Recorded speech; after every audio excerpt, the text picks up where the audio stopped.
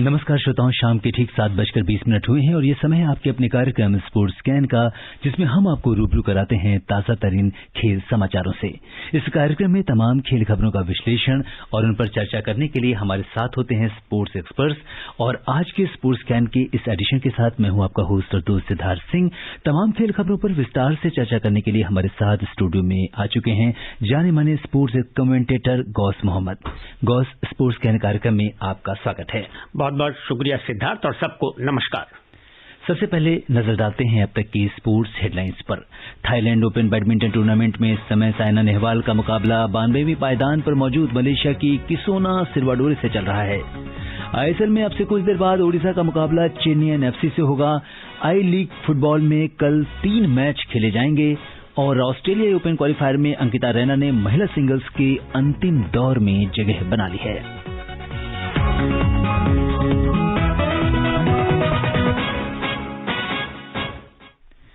और शुरुआत करते हैं बैडमिंटन से। थाईलैंड ओपन बैडमिंटन टूर्नामेंट में इस समय साइना नेहवाल का मुकाबला 92वें पायदान पर मौजूद मलेशिया की किसोना सिल्वाडोरे से चल रहा है। पहला सेट साइना जीत चुकी हैं और हम ये कह सकते हैं जो ताजा अपडेट्स हैं उसके हिसाब से साइना जीत के काफी करीब हैं।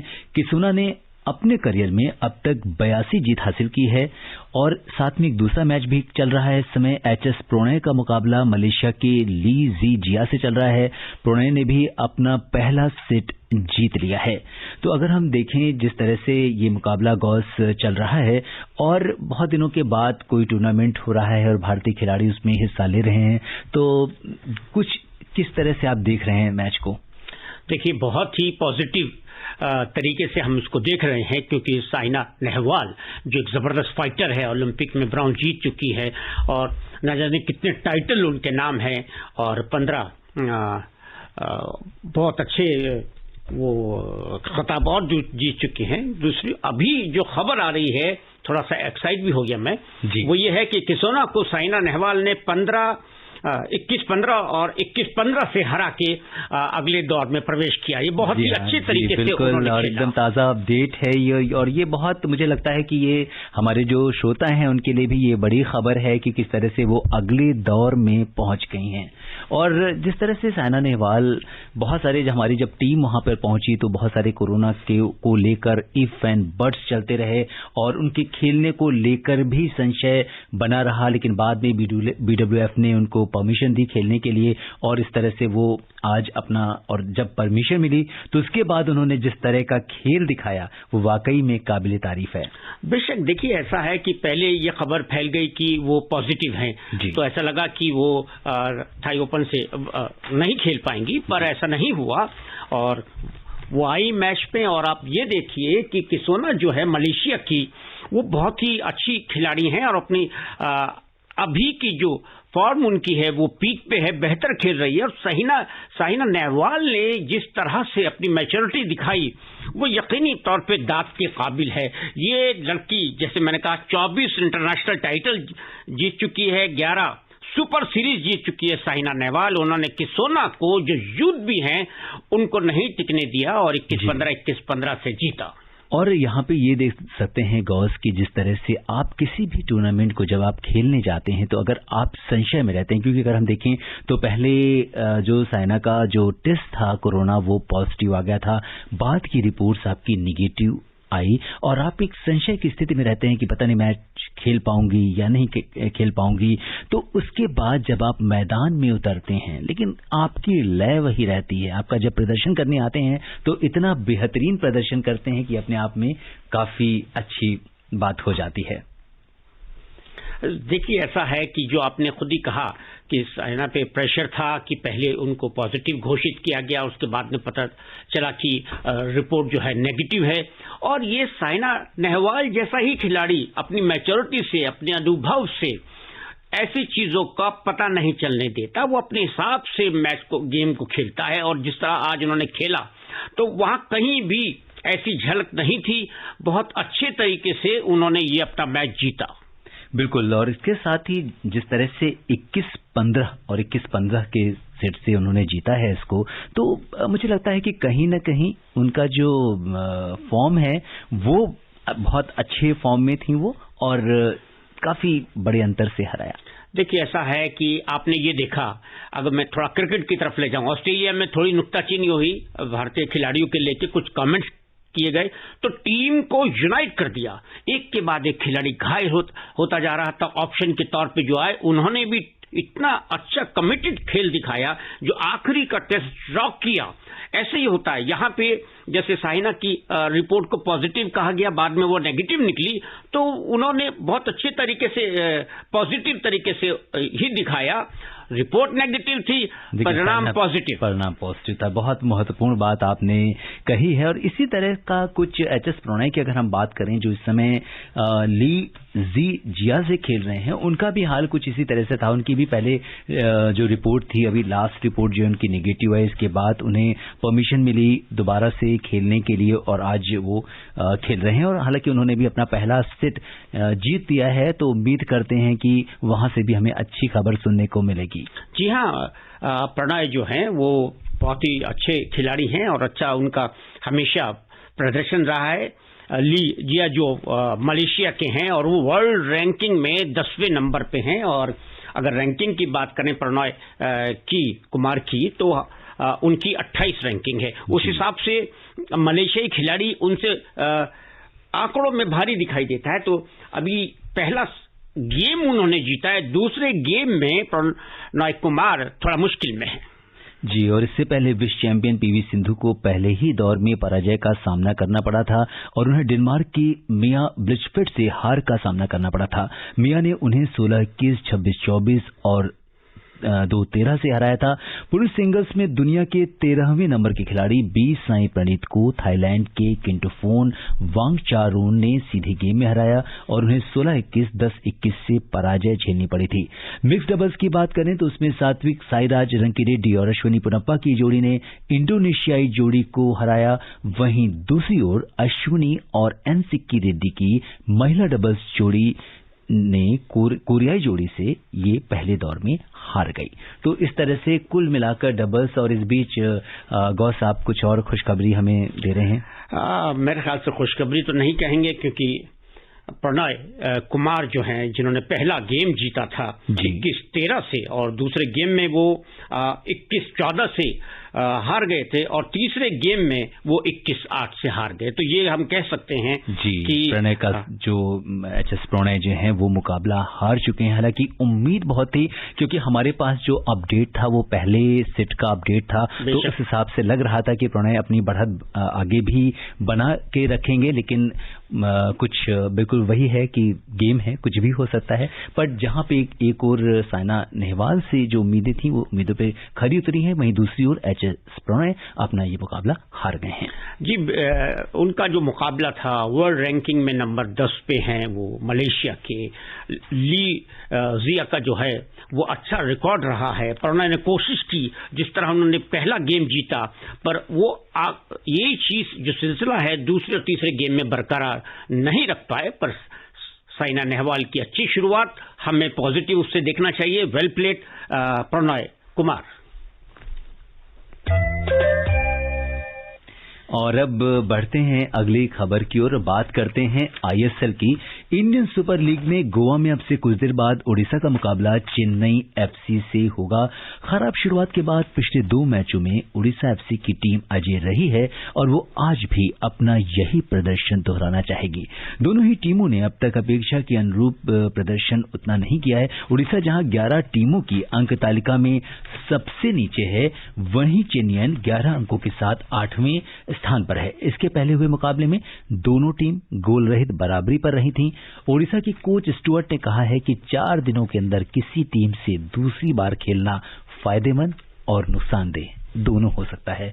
अगर हम देखें तो जिस तरह से गौस ये दोनों टीमें, इनका जो सफर रहा है काफी उतार चढ़ाव से भरा हुआ सफर है। बेशक। और देखिए आईएसएल जो है ये होम एंड अवे बेसिस पे खेली जाती है, पर क्योंकि कोविड के दौर में एक ही जगह पे वेन्यू को रखा गया है और यहाँ पर बहुत जल्दी जब भी मुकाबले एक दूसरे टीम के खिलाफ खेले जा रहे हैं तो दोनों ही टीमें पेशेवर हैं। आप देखिए, इसमें अगर हम देखें तो मुंबई सिटी जो है उनकी स्थिति अच्छी चल रही है। उन्होंने 10 मैच में 25 है और एटीके मोहन बगान जो पहली बार खेल रही है आईएसएल में, उनके 10 मैच में 20 अंक हैं। हैदराबाद जहां के एक जमाने में 8-8, 9-9 खिलाड़ी भारतीय ओलंपिक टीम में शामिल होते थे, अब फिर वहां पे एक हैदराबाद की टीम शुरू हुई है, नितिन पंत को श्रेय जाता है।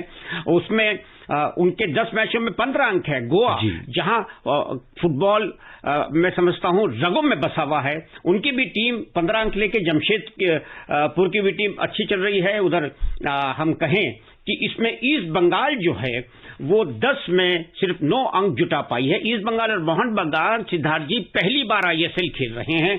और केरला ब्लास्टर जहां आईएम विजय, जोपलंचेरी और एक से एक खिलाड़ी रहा है, फिलहाल वो 10 मैचों में 9 अंक जुटा पाए हैं। और जो बात आप कर रहे थे उड़ीसा, उनके 10 में से ये 6, ये उड़ीसा वही टीम है जो पहले दिल्ली में खेला करती थी, अब वो उड़ीसा में उनका वेन्यू चेंज हो गया और नाम भी चेंज हो गया है।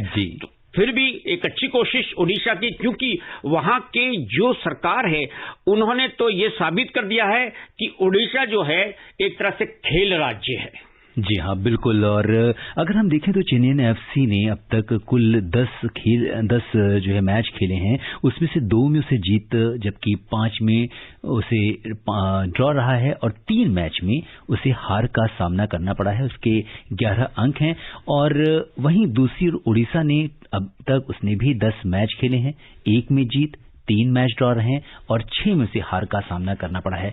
और अगर गोल्स की अगर हम बात करें तो अब तक चेन्नई एफसी ने 8 गोल किए हैं, वहीं दूसरी ओर ओडिशा ने 10 गोल किए हैं। लेकिन अगर गोल खाने की अगर हम बात करें तो 11 गोल चेन्नई एफसी पर हुए हैं, वहीं दूसरी ओर 16 गोल ओडिशा पर हुए हैं। तो कहीं ना कहीं दोनों टीमों के बीच में थोड़ा डिफरेंस तो है ही। और अभी तक जो आईएसएल के सफर में जो 2 टीमें टॉप पर काबिज हैं, उनकी अगर हम बात करें तो मुंबई सिटी और एटीके मोहन बागान, जिन्होंने अपना निरंतर बेहतरीन प्रदर्शन किया है। और अभी हम देखें तो पॉइंट टैली में मुंबई सिटी टॉप पर है 25 अंकों के साथ, 5 अंक का डिफरेंस है। एटीके मोहन बागान के 20 अंक हैं, लेकिन ये दोनों टीमें जो हैं वो अभी शीर्ष पर काबिज हैं। सिद्धार्थ, जो लीग होती है, जो उसकी खूबसूरती है और जो उसका संघर्ष है, कभी कभी आपको शिखर पे नजर आने वाली टीम जब पूरा लीग होती है तो वो बॉटम पे भी नजर आती है, बीच में भी नजर आती है। तो लीग के अंदर ये कहना कठिन है कि ये दौड़ में अव्वल कौन आएगी। लेकिन जो आपने चेन्नई की बात की, उन्होंने 10 में बेशक 11 अंक लिए, लेकिन उन्होंने एक अच्छी, उनको पक्ष में बात जाती है, कुछ मैच ड्रॉ खेले हैं तो उन्होंने सारे अंक नहीं गंवाए, एक अंक तो छीना ही है। ये एक बहुत बड़े एडवांटेज की बात होती है। जी हाँ, और अब डालते हैं अगली प्रतियोगिता पर नजर। जी, हम बात करेंगे आई लीग फुटबॉल की, जिसमें कल 3 मैच खेले जाएंगे। गोकुलम का मुकाबला मिनर्वा से होगा, वहीं दूसरी ओर मोहम्मडन एससी चर्चिल ब्रदर्स के साथ खेलेगी। सुदेवा एफसी का मुकाबला इंडियन ईरोज के साथ होगा। तो आप किस तरह से देखते हैं आई लीग के जो मुकाबले चल रहे हैं? और सुदेवा की बात हम कर रहे थे, सुदेवा एफसी। देखिए, सुदेवा मूनलाइट जो टीम है, इत्तेफाक से सिद्धार्थ जी 1985 में मूनलाइट क्लब नाम था और मैं इस क्लब का गोलकीपर था। और वही दौर था, उसी वक्त एक नए कमेंटेटर के रूप में आकाशवाणी ने मुझे मौका दिया था और टीम फाइनल में पहुंच गई। अब ये डिसाइड करना था कमेंट्री करूं या खेलूं, तो खेला था है ना। तो यहाँ पे ये जो अनुज गुप्ता है, उन्होंने इस टीम को लिया। उनका जो पहला मैच था मोहम्मडन स्पोर्टिंग, यानी उसका इतिहास 113 साल का है और इनका 7 साल का। तो अच्छा मुकाबला रहा सुदेवा मूनलाइट का। 1 गोल से मोहम्मडन स्पोर्टिंग से हारे थे। और ये और बात है कि अभी जितने भी क्लब आ रहे हैं, उसमें भी आपने गोकुलम का बात कही, वो केरला की टीम है। उन्होंने 1 मैच खेला था, वो हार गए थे। और सुदेवा ने भी 1 मैच खेला था, हार गए थे। मोहम्मडन स्पोर्टिंग ने जीता था, मिनर्वा ने पहला मैच खेला था, वो जीते थे। तो हम ये कह सकते हैं कि ये आई लीग की भी शुरुआत है। जी हाँ, और इस पूरे मुकाबले पर हमारी नजर बनी रहेगी स्पोर्ट्स कैन कार्यक्रम में। बात करते हैं टेनिस की। ऑस्ट्रेलियाई ओपन क्वालिफायर में महिला और पुरुष वर्ग में क्वालिफाइंग मुकाबले चल रहे हैं। क्या कुछ हुआ इन मुकाबलों में, आइए जानते हैं हमारी सहयोगी दीपिका से।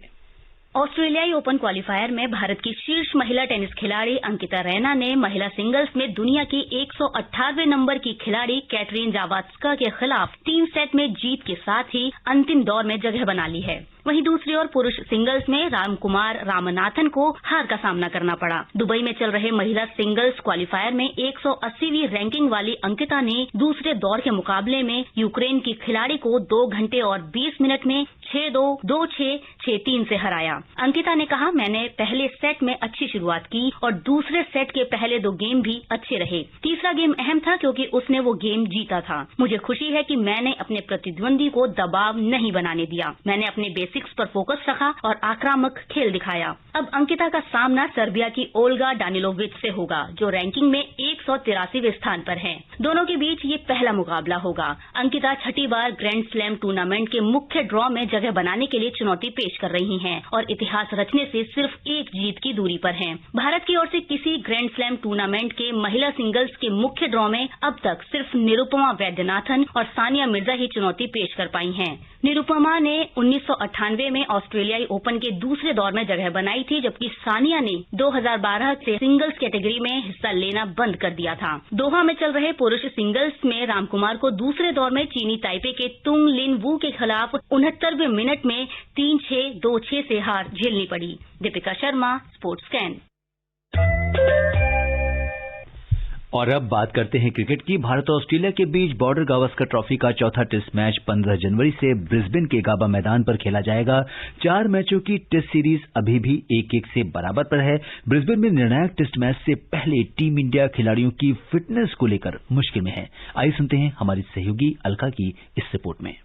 टीम इंडिया ब्रिस्बेन में होने वाले चौथे क्रिकेट टेस्ट मैच में खिलाड़ियों की फिटनेस को लेकर मुश्किल में है। तेज गेंदबाज जसप्रीत बुमराह पेट की मांसपेशियों में खिंचाव के कारण इस मैच से बाहर हो गए हैं। इतना ही नहीं, ब्रिस्बेन में नेट पर बल्लेबाजी करते हुए मयंक अग्रवाल के हाथ में चोट लगी। इसके अलावा रविचंद्रन अश्विन की पीठ की जकड़न की समस्या बढ़ गई, जिससे भारत के पास अधिक विकल्प नहीं बचे हैं। टीम इंडिया से पहले ही मोहम्मद शमी, उमेश यादव, केएल राहुल, रविंद्र जडेजा, हनुमा विहारी और जसप्रीत बुमराह चोटिल होकर बाहर है। अब टीम इंडिया के सामने मुश्किल है कि किसे प्लेइंग 11 में शामिल किया जाए। देखना ये भी होगा कि मुख्य खिलाड़ियों की अनुपलब्धता और निचले क्रम को देखते हुए भारत 6 बल्लेबाजों और 4 गेंदबाजों के साथ उतरने का फैसला करता है या नहीं। ऐसी स्थिति में ऋषभ पंत विकेट कीपर होंगे। ये देखना होगा कि चोटिल खिलाड़ियों की बढ़ रही फहरिस्त के मद्देनजर प्लेइंग 11 में कौन से खिलाड़ी शामिल होते हैं। Alka Singh, sports can. तो अगर हम देखें, एक नजर डालें गौस, तो जिस तरह से हमने रिपोर्ट में भी सुना, मयंक अग्रवाल, रविंद्र जडेजा, हनुमा विहारी के बाद केएल राहुल, मोहम्मद शमी, उमेश यादव, जसप्रीत बुमराह, रविचंद्रन अश्विन, बहुत एक लंबी फेहरिस्त है जो खिलाड़ी चोटिल हो गए हैं। तो ऐसे में कितना चुनौतीपूर्ण ये चौथा टेस्ट होने वाला है?